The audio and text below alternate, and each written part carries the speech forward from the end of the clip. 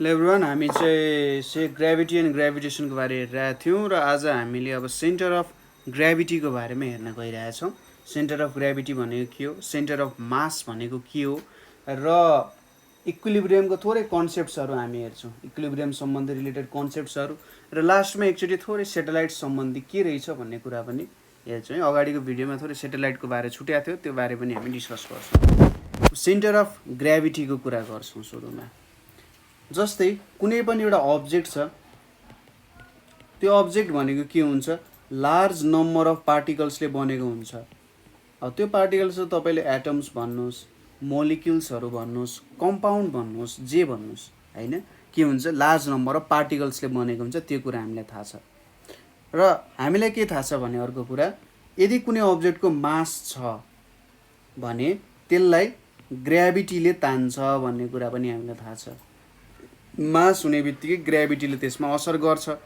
ग्राभिटीले कसरी असर गर्छ भन्दा, ग्राभिटीले पुल्स एभ्री पार्टिकल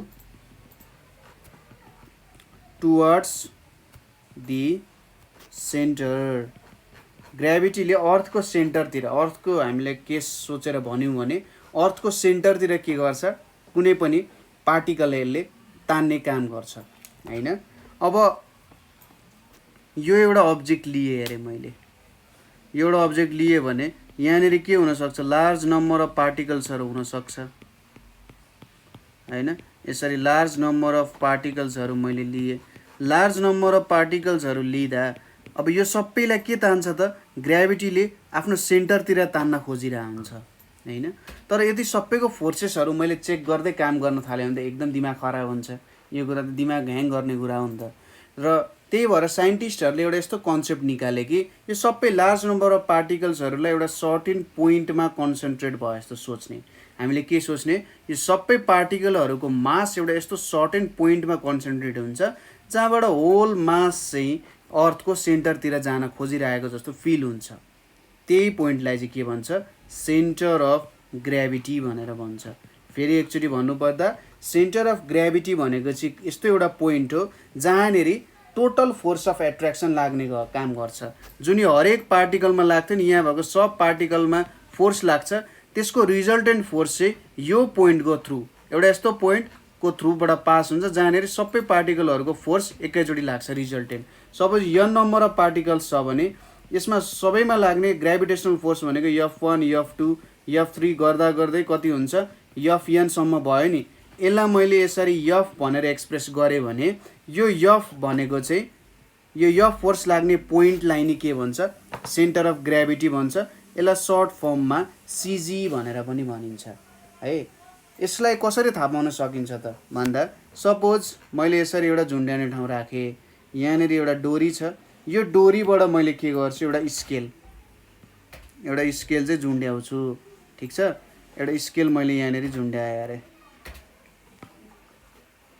यहाँनिर एउटा स्केल झुन्ड्याउँ ल। यो स्केल मैले झुन्ड्याएँ। अब यो स्केललाई मैले कहाँनिर झुन्ड्याउनु पर्यो ताकि यो ठ्याक्कै ब्यालेन्स होस्, ठिक छ। सपोज मैले यो पोइन्टतिर झुन्ड्याएँ भने स्केल यतातिर लत्रिन्छ। यदि मैले त्यहाँ नभएर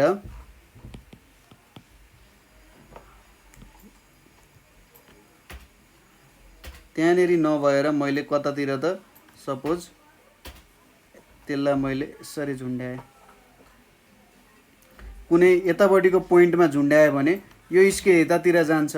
तर मिडलतिर मैले झुन्ड्याएँ भने के हुन्छ, यो स्केल चाहिँ ठ्याक्कै ब्यालेन्स हुन जान्छ। कुनै मिडलको एउटा पोइन्टमा गर्दाखेरि न यो यतातिर ढल्किन्छ न यो यतातिर ढल्किन्छ, कतै पनि ढल्किएर आउँदैन, होइन। हो त्यो पोइन्टलाई चाहिँ हामी के मान्न सक्छौँ त, सेन्टर अफ ग्राभिटी मान्न सक्छौँ। जुन पोइन्टमा रुलर एउटा ब्यालेन्स्ड भएर बस्छ, होइन, त्यसलाई चाहिँ सेन्टर अफ ग्राभिटी भन्न सकिन्छ। किनभने यतापट्टिको फोर्स पनि ब्यालेन्स भयो, यतापट्टिको फोर्स पनि ब्यालेन्स भयो, दुई साइडको मासहरूको फोर्स ब्यालेन्स भयो भने चाहिँ यो पोइन्टबाट as a whole mass concentrate भयो जस्तो हुन्छ भनेर भन्न सकिन्छ नि त, होइन। र यहाँनिर रुलरमा जुन यहाँ थ्रेड टाई गरेको छ, यो थ्रेडको काम भनेको चाहिँ सेन्टर अफ ग्राभिटी थाहा पाउने काम भयो। यसबाट हामीले अब अरू फ्ल्याट प्लेटहरूको, यस्तो फ्ल्याट प्लेटहरू हुन्छ त्यसको CGहरू पनि भेटाउन सक्छौँ, होइन। विभिन्न अब इन्टरेक्सनको पोइन्ट्सहरू हुन सक्छन् यहाँनेरि यो पोइन्टबाट यसरी तल आइरहेको हुन्छ यो पोइन्टबाट यसरी तल आइरहेको हुन्छ फोर्सेसहरू यताबाट आइरहेको हुन्छ तर यो पोइन्टबाट as a whole resultant force नै के हुन्छ तल जान्छ स्केलको केसमा ठिक छ र धेरैवटा अब्जेक्ट्सहरू छन् त्यसको केही सेन्टर अफ ग्राभिटीहरू हेरौँ सपोज हलो सिलिन्डर छ हामीसँग हलो भनेको भित्र केही पनि नभएको सिलिन्डर छ भने त्यो सिलिन्डरको कर्भ सर्फेस एरियाको सिजी हैन जस्तै यो मैले एउटा सिलिन्डर डेभलप गर्न खोजेँ यहाँनेरि अब यसरी मैले सिलिन्डर बनाइरहेको छु यो सिलिन्डर एउटा हलो सिलिन्डर भयो यो हलो सिलिन्डरको सपोज मैले यसरी यहाँनेरि एउटा एक्सिस डेभलप गरेँ यो एक्सिसको सेन्टरले चाहिँ के दिन्छ यो हलो सिलिन्डरको सिजी दिने काम गर्छ हलो सिलिन्डरको सिजी भनेको चाहिँ के हुन्छ mid point of cylindrical axis ठिक छ मिड पोइन्ट अफ सिलिन्ड्रिकल एक्सिसले हलो सिलिन्डरको कामको सिजी निकाल्छ त्यसै गरी सोलिड सिलिन्डर भनेपछि अब यहाँभित्र धेरै कुराहरू फिलअप भएको पनि हुनसक्छ हैन सपोज गरौँ यहाँनेरि मैले एउटा यसलाई यो एउटा फिल्ड सिलिन्डरै भयो हैन यहाँनेरि मैले केही कुरा फिल गरेर राखेको छु यो एउटा होलो सिलिन्डर भएन एउटा फिल्ड सिलिन्डर भयो है त्यति राम्रो त छैन त्यही पनि ल यो एउटा सोलिड सिलिन्डर भयो यो सोलिड सिलिन्डरको सिजी कतापट्टि हुन्छ त भन्दा यसको पनि मिड पोइन्ट अफ एक्सिस नै हुन जान्छ mid point of axis of cylinder ठिक छ भनेपछि एक्सिस भनेको सपोज यो पोइन्ट यसको एक्सिस भयो भने यसको यो मिड पोइन्ट भनेको चाहिँ के हुन गयो सिजी हुन गयो ठिक छ यसको मिड पोइन्ट भनेको सिजी हुन गयो त्यसपछि थर्डमा आउन जान्छ सपोज एउटा ट्रायङ्गुलर प्लेट छ अरे ट्रायङ्गुलर प्लेट छ अथवा यसलाई अर्को भाषामा ल्यामिना भनेर पनि भन्छ ट्रायङ्गुलर प्लेट र ल्यामिना मैले बनाएँ सपोज यहाँ एउटा छ त्यसपछि यो एउटा भयो त्यसपछि यहाँबाट यता अर्को भयो है यो एउटा ट्रायङ्गुलर प्लेट भयो भने सपोज यसको सिजी भनेको चाहिँ कतातिर हुन्छ त यसको सिजी भनेको चाहिँ यसको सेन्ट्रोइड हुन जान्छ ठिक छ सेन्ट्रोइड भनेको कस्तो पोइन्ट हो सपोज यो x1 y1 z1 भयो यो x2 y2 z2 भयो र यो x3 y3 z3 भयो भने सेन्ट्रोइड भनेको चाहिँ कस्तो हुन्छ त यसको भ्यालु भनेको x1 plus x2 plus x3 divided by 3 comma y1 plus y2 plus y3 divided by 3 comma z1 plus z2 plus z3 divided by 3 नै के हुन्छ त सेन्ट्रोइड हुन जान्छ हैन यो पोइन्टले चाहिँ सिजी इज सेन्ट्रोइड यो कुराहरू तपाईले याद गर्नुभयो भने काम दिन्छ केमा न्युमेरिकल सल्भ गर्दा अब यसको प्रुफहरू अलिकति गाह्रो छ तपाईहरुले एकचोटी हेर्नु होला प्रुफ हेरेर बुझ्नु भएन भने मलाई सोध्न सक्नुहुन्छ तर अलिकति डिफिकल्ट चाहिँ हुन सक्छ प्रुफहरू है यो भयो त्यसपछि हामीसँग एउटा अर्को अब्जेक्ट भनेको के छ भने राइट सर्कुलर कोन भनेर छ सरी राइट सोलिड कोन भनेर छ राइट सोलिड कोन भनेको सपोज मैले यहाँनेरि यसरी एकचोटि मेटाउँ अनि फेरि बनाउँ होला यहाँनेरि मैले एउटा लाइन लिए यहाँनेरि अर्को लाइन लिए है अनि यहाँनेरि अर्को एउटा सर्कल बनाइरहेको छु यो सर्कल भयो हाम्रो ठिक छ ल यहाँनेरि अब यहाँबाट एउटा यसरी लाइन ताने यहाँ ताने यो जुन एंगल छ यो एंगल 90 डिग्री भयो भने यो एउटा कोन हुन गयो राइट कोन हुन गयो हैन राइट सर्कुलर कोन पनि भन्छ यसलाई ठीक छ यहाँनेरि ठ्याक्कै छोइरहेको हुन्छ यो एंगल 90 डिग्री हुनु पर्यो अब यो एउटा के भनिरहेछ त यहाँनेरि सोलिड कोन भन्छ सोलिड कोन भनेपछि यो फिलअप भएको छ भन्ने कुरा बुझ्नु पर्यो यहाँनेरि खाली ठाउँ छैन है यो फिलअप भएको छ यो एउटा के भयो राइट सर्कुलर राइट सोलिड कोन हुन गयो अब यो राइट सोलिड कोनको चाहिँ कहाँनेरि हुँदो रहेछ त भन्दा सपोज यसको 3/4 डिस्टेन्स, ठिक छ। सपोज यो एक्सिस भयो, यो पोइन्टलाई यसको एक्सिस मानिन्छ भने यो एक्सिसबाट 3/4 डिस्टेन्स तपाईँले ट्राभल गर्नुभयो, ठिक छ। 3/4 डिस्टेन्स तपाईँले ट्राभल गर्नुभयो हैन। हो यति क्वार्टर डिस्टेन्स ट्राभल गरिसकेपछि जुन पोइन्ट आउँछ त्यसले चाहिँ राइट सोलिड कोनको के दिने रहेछ त, सिजी निकाल्ने रहेछ। त्यसै गरी अरूको अब्जेक्ट्सहरू भनेको सपोज स्फियर छ, त्यसै गरी cubical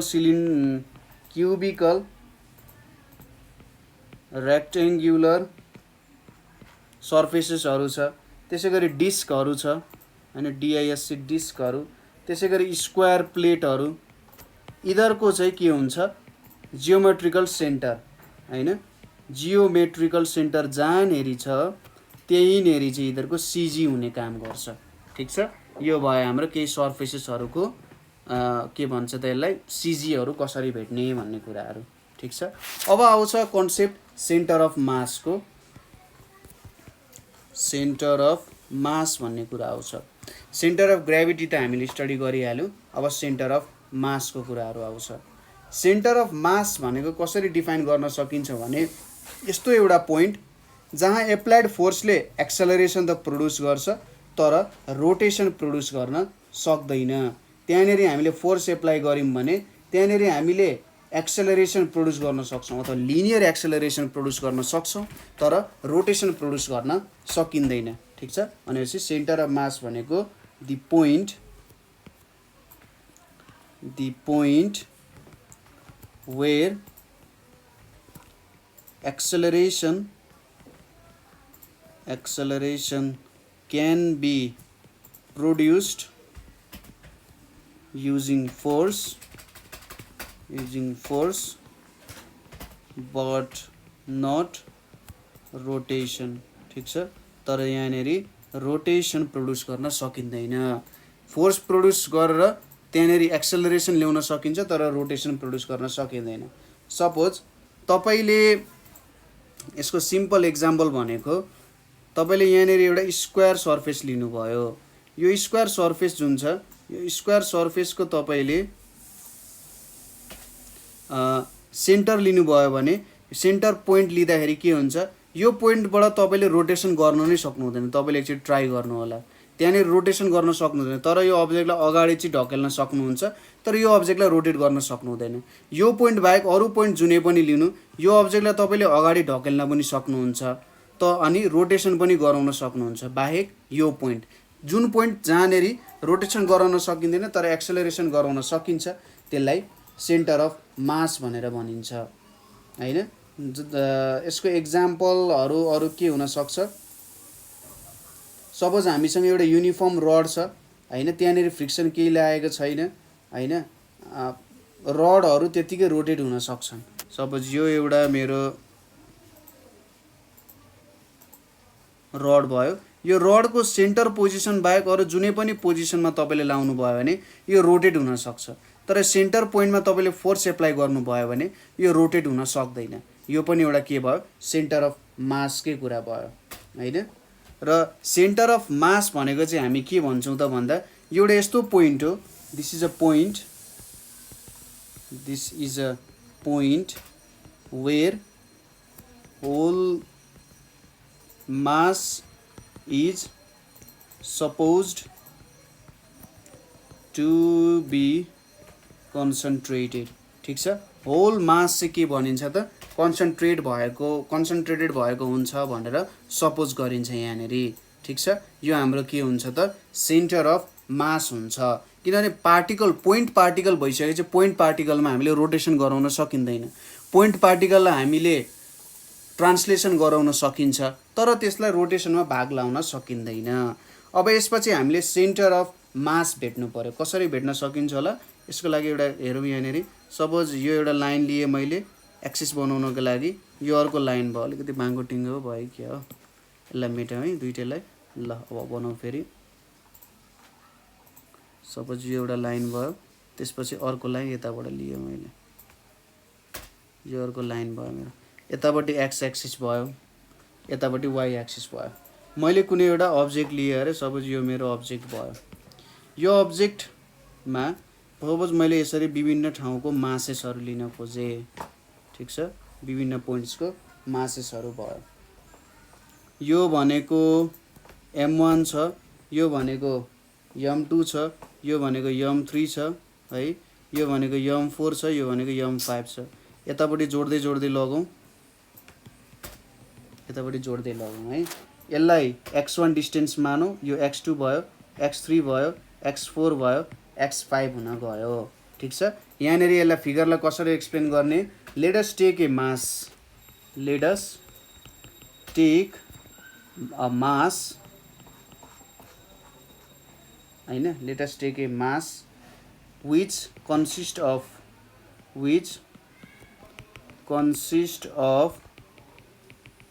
point masses m1 m2 m3 m4 m5 हुँदै कहाँसम्म mn सम्म। if x1 x2 x3 हुँदै xn be their respective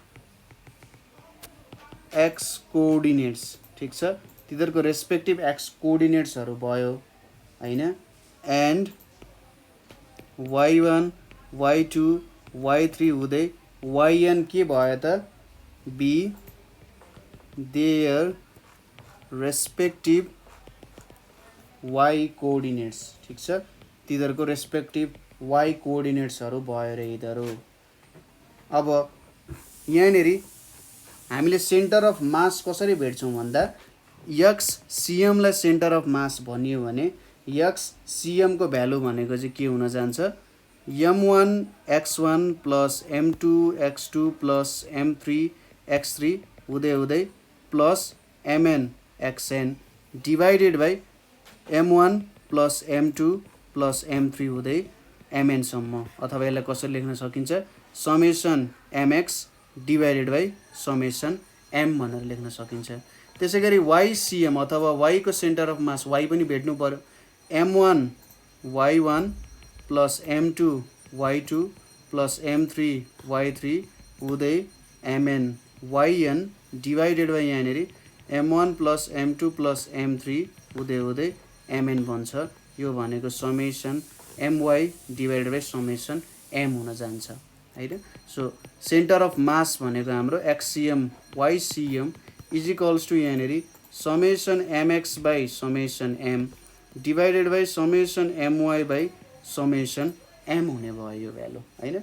यो हाम्रो सेन्टर अफ मासेसहरूको भ्यालुज हुने भयो। सायद कुनै यहाँको एउटा पोइन्टमा होला यो हाम्रो सेन्टर अफ मास हुन सक्छ हैन। तर यो फर्मुला युज गर्नुभयो भने तपाईले एक्ज्याक्टली सेन्टर अफ मासेसहरूको भ्यालु भेट्न सक्नुहुन्छ, ठिक छ। यो भयो कुरा। यदि there are two masses m1 and m2 separated by their certain distance हैन, कुनै एउटा सर्टेन डिस्टेन्समा छ भने त्यति बेला सायद डिस्टेन्स फर्मुला युज गरेर हामीले भेट्न सक्छौँ हैन। सजिलै छ कुरा, त्यस्तो केही पनि गाह्रो हुँदैन। त्यसपछि आउँछ टाइप्स अफ इक्विलिब्रियमको कुराहरू। टाइप्स अफ इक्विलिब्रियम, ठिक छ। टाइप्स अफ इक्विलिब्रियम, इक्विलिब्रियम भनेको के हो त, आफ्नो एउटा सर्टेन स्टेबल स्थितिमा रहनु। इक्विलिब्रियमलाई फिजिक्सको भाषामा चाहिँ सबसे थोरै इनर्जी लिएर बस्नुलाई चाहिँ इक्विलिब्रियम भनेर भनिन्छ, ठिक छ। सबसे थोरै इनर्जी लिएर बस्नुलाई इक्विलिब्रियममा बस्नु भनेर भनिन्छ। जेनरली 3 टाइप अफ इक्विलिब्रियम हुन्छ। एउटा भनेको स्टेबल इक्विलिब्रियम हुन्छ, अर्को भनेको अनस्टेबल इक्विलिब्रियम हुन्छ र तेस्रो भनेको हाम्रो न्यूट्रल इक्विलिब्रियम हुन्छ। स्टेबल, अनस्टेबल र न्यूट्रल इक्विलिब्रियम हुन्छ। स्टेबल इक्विलिब्रियम भनेको they try to regain their original position, they try to regain their original position, त्यसलाई चाहिँ स्टेबल इक्विलिब्रियम भन्छ। अनस्टेबल इक्विलिब्रियम भनेको चाहिँ के हो त, अनस्टेबल इक्विलिब्रियम भनेको सपोज यदि मोर डिस्प्लेस्ड हुन्छ कुनै बडी, मोर डिस्प्लेस्ड हुन्छ when slightly displaced, when slightly displaced भन्न खोजेको मतलब तपाईले थोरै डिस्प्लेसमेन्ट दिँदा पनि त्यसमा धेरै डिस्प्लेसमेन्ट देखा पर्छ भने त्यो चाहिँ अनस्टेबल इक्विलिब्रियम हुन्छ। न्युट्रल इक्विलिब्रियम भनेको चाहिँ कस्तो हो भन्दा if it can stay in equilibrium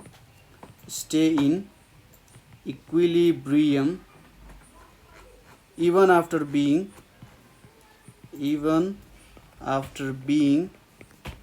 slightly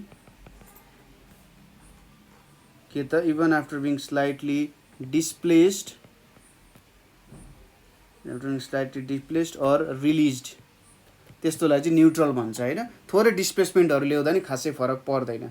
जस्तै स्टेबल इक्विलिब्रियमको एक्जाम्पल भनेको सपोज एउटा कोन चाहिँ के भइरहेछ, एउटा सर्फेस माथि बसिरहेको छ भने त्यसमा के छ त स्टेबल इक्विलिब्रियम छ हैन, आफ्नो बेसमा बसिरहेछ नि स्टेबल इक्विलिब्रियम छ, त्यो भयो। त्यसैगरी एउटा क्यूब पनि बसिरहेको छ, क्यूब पनि आफ्नो एउटा सर्फेसमा बसिरहेको छ भने त्यतिकै त्यो एउटा स्टेबल इक्विलिब्रियम भयो हैन, ओरिजिनल पोजिसन रिगेन गर्न खोज्छ।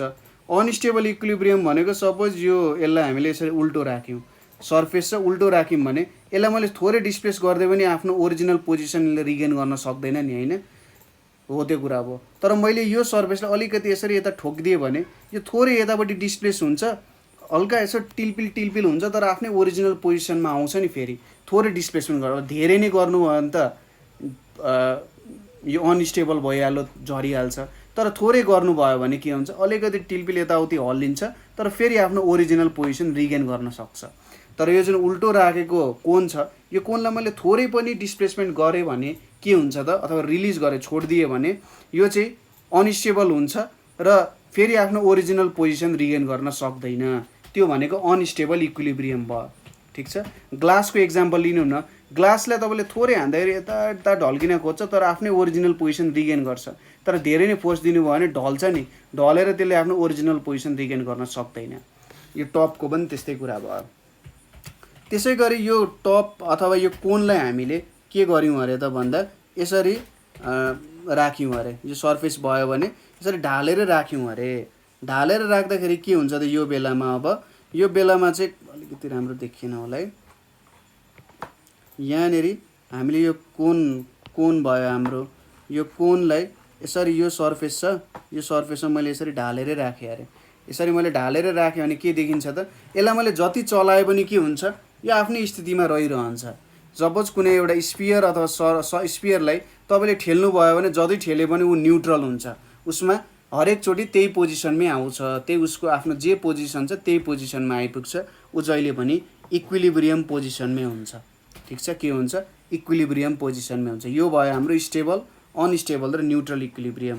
अब इक्विलिब्रियमको लागि बडीहरुमा के कन्डिसन्सहरु चाहिन्छ, हामीले के कन्डिसन्सहरुको ख्याल गर्नुपर्ने हुन्छ। सुरुमा छ स्टेबल इक्विलिब्रियमको लागि, स्टेबल इक्विलिब्रियमको लागि के हुनुपर्छ भन्दा सीजी भनेको एट लोएस्ट पोजिसन हुनुपर्छ। CG should be at lowest position, centre of gravity lowest पोजिसनमा हुनुपर्छ। त्यसैगरी on tilting the body slightly CG is raised but when left CG tends to lower itself हैन।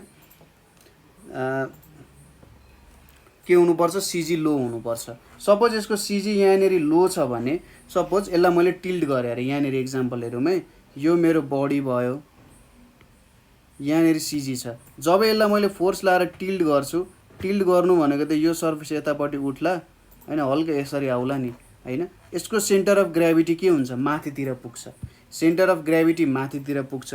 यसरी माथितिर पुगिसकेपछि जब हामीले त्यो फोर्स दिन छोड्छौँ फेरि त्यो के हुन्छ त, यतै तलतिर ढल्किन थाल्छ, सीजी फेरि तलतिरै आउँछ। सीजी जति तल हुन्छ बडीको त्यति नै धेरै स्टेबल हुन सक्छ हैन। त्यसैले चार खुट्टे जनावरहरू धेरै स्टेबल हुन्छन् मान्छे भन्दा, किनभने सीजी तल हुन्छ। जब सीजी तल हुन्छ, ग्राउन्डको नजिक हुन्छ, बडी धेरै स्टेबल हुन सक्छ हैन। सीजी माथि सर्छ माथि सरिसकेपछि फेरि जब फोर्स हामी छोड्छौँ सिजी आफ्नै ओरिजिनल पोजिसनमा आउँछ, त्यहाँ भएर के हुन्छ आफ्नो ओरिजिनल पोजिसन उसले रिगेन गर्न सक्छ भन्ने कुरा हो। यो चाहिँ स्टेबल इक्विलिब्रियम भयो। अब unstable equilibrium, unstable equilibrium, unstable इक्विलिब्रियमको लागि CG should be at highest position, CG should be at highest position. जब सिजी एकदम हाइएस्ट पोजिसनमा हुन्छ, सपोज यतापट्टि हाइएस्ट पोजिसनमा भयो भने यो सजिलैसँग टिल्ट हुनसक्छ, स्टेबिलिटी आएन होइन। त्यो भनेको चाहिँ एउटा मात्रै औँलामा हिँडे जस्तै कुरा भयो क्या। जब सिजी माथि माथि हुन्छ त्यति बेला झन् धेरै अनस्टेबिलिटी आउन थाल्छ होइन। र त्यसलाई अब हराउनको लागि के गर्नु पर्यो त, हराउन सकिँदैन। जति माथि सिजी हुन्छ होइन, सिजी माथि भइसकेपछि के हुन्छ, स्लाइटली टिल्ट गर्दा पनि, स्लाइटली हामीले टिल्ट गर्दाखेरि के हुन्छ, बडीको सिजी लोवर होला होइन। हेर्नुहोस् त यसरी यसरी बडी बसेको छ, यहाँनिर सिजी छ अरे, स्लाइटली मैले यसलाई टिल्ट गरेँ, स्लाइटली मैले यसलाई टिल्ट गरेँ भने सिजी अलिकति तल झऱ्यो अरे। तर फेरि त्यो सिजी के हुन्छ, माथि नै आउँछ नि, सिजीको भ्यालु बढ्न गयो नि, बढ्न गएपछि यो के हुन्छ अन्तिममा यसरी टुप्लुक्क झर्छ होइन। यसरी अन्तिममा यहाँबाट यो पोजिसनमा आइपुग्छ अनस्टेबल इक्विलिब्रियमको लागि। थर्डमा न्युट्रल, न्युट्रल इक्विलिब्रियमको लागि चाहिँ, न्युट्रल इक्विलिब्रियमको लागि चाहिँ के हुनुपर्छ, CG remains at same height, CG remains at same height on tilting the body. ठिक छ, सिजीको पोजिसन कहिले पनि चेन्ज हुँदैन भन्न खोजे हो। जब सिजीको पोजिसन कहिले पनि चेन्ज हुँदैन, लोवर पनि हुन सक्दैन, हायर पनि हुन सक्दैन, जुन पोजिसनमा छ त्यही पोजिसनमा रहन्छ। जस्तै हामीले अघि स्पियरको कुरा गऱ्यौँ, यसको सेन्टरमा रहन्छ। यसरी सेन्टरमै रहेपछि तपाईँले यता ठेल्नुहोस् उता ठेल्नुहोस्, यो पोजिसन कहिले पनि चेन्ज हुनेवाला छैन। चेन्ज नभइसकेपछि यसको एउटा न्युट्रल इक्विलिब्रियम आयो। यहाँबाट के देख्यौँ, स्टेबल इक्विलिब्रियमको लागि सिजी लोएस्ट पोजिसनमा हुनु पर्यो, अनस्टेबलको लागि सिजी हाइएस्ट पोजिसनमा हुनु पर्यो, र न्युट्रलको लागि सिजी कहिले पनि आफ्नो पोजिसन छोड्नु भएन, त्यही पोजिसनमा रहिरहनु पर्यो भनेरको कुरा भयो। ठिक छ, यो कुराहरू भयो। अब के कन्डिसन्स पर बडीको स्टेबिलिटीको लागि केही कन्डिसन्सहरू छ। कति बेला धेरै स्टेबल हुन्छ भन्दा दुईवटा कन्डिसन हुनुपर्छ। सिजी भनेको एज लो एज पोसिबल हुनुपर्छ, CG should be as low as possible. जब सिजी कमसेकम तल छ त्यति बेला चाहिँ के हुन्छ, हाम्रो बडी स्टेबल हुन सक्छ होइन। CG should be and near to geometric centre, near to geometric centre, हाम्रो जियोमेट्रिक सेन्टरको नजिकै हुनुपर्ने हुन्छ। यस्तो केसमा चाहिँ के हुन्छ, कस्तो केसमा हुन्छ भन्दा mass of body is large at the bottom होइन, तलतिर चाहिँ मास अफ बडी धेरै छ, माथितिर कम छ भने त्यो केसमा यो कन्डिसन लागु हुन सक्छ। अर्को कन्डिसन भनेको बडीको एरिया लार्ज हुनु पर्यो, area of body is large. ठिक छ, area of body is large, so vertical line passing through CG of the body passes through its base होइन। बेसबाट पास हुने गरी के हुनु पर्यो, सिजीको भर्टिकल लाइन पास हुनु पर्यो। कुरा बुझ्यो होला, यही कुरा हो, सिजी सम्बन्धी कुराहरू यही हो। स्टेबल अनस्टेबल इक्विलिब्रियमहरू, न्युट्रल इक्विलिब्रियमको कन्डिसन्सहरू चाहिँ जेनरली यस्तै यस्तै कन्डिसन्सहरू आउन जान्छ होइन। अब सेटेलाइटको कुरा थोरै भन्छु भनिरहेको थिएँ। सेटेलाइट भनेको चाहिँ कस्तो बडी हो भन्दा, सपोज यो अर्थ भयो, यो अर्थ भयो, यहाँनिर यो अर्थ वरिपरि मैले एउटा के लिएँ, यसको वरिपरि घुम्नको लागि एउटा बाटो जस्तो बनाएँ मैले यहाँ है, यसको लागि एउटा बाटो जस्तो बनाएँ।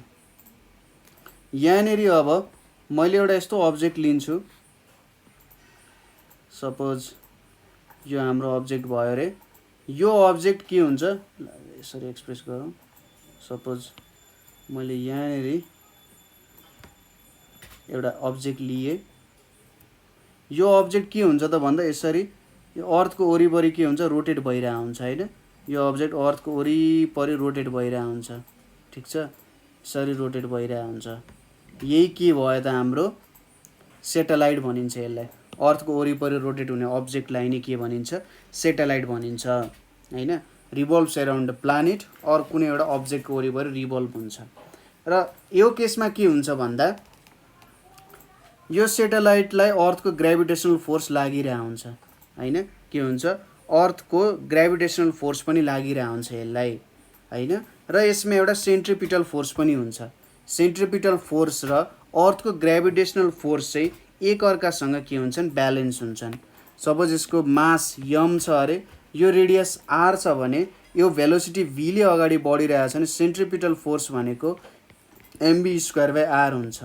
त्यसै गरी यसमा लाग्ने ग्रेभिटेसनल फोर्स भनेको g, सपोज मास यम छ यो अब्जेक्टको, gmm/r² हुन्छ हैन, यति कुराहरू हुन्छ। र ग्रेभिटेसनल फोर्सले नै यसलाई नेसेसरी सेन्ट्रिपिटल फोर्स प्रोभाइड गर्छ। यसलाई रोटेट हुनको लागि चाहिने नेसेसरी सेन्ट्रिपिटल फोर्स चाहिँ ग्रेभिटेसनल फोर्सले नै प्रोभाइड गरिरहेको हुन्छ। त्यही भएर Fc = Fg हुन थाल्छ। mv²/r = gmm/r² हुन जान्छ। सानो m क्यान्सल भयो, r क्यान्सल भयो। यहाँनिर अब v² = gm/r छ हैन, v के भयो त √gm/r हुने भयो। सो कुनै पनि सेटेलाइटलाई कुनै अब्जेक्टको वरिपरि रोटेट हुनु छ भने यसको भेलोसिटी चाहिँ यति हुनुपर्छ। र यो भेलोसिटीलाई ओर्बिटल भेलोसिटी भनेर पनि भन्छ।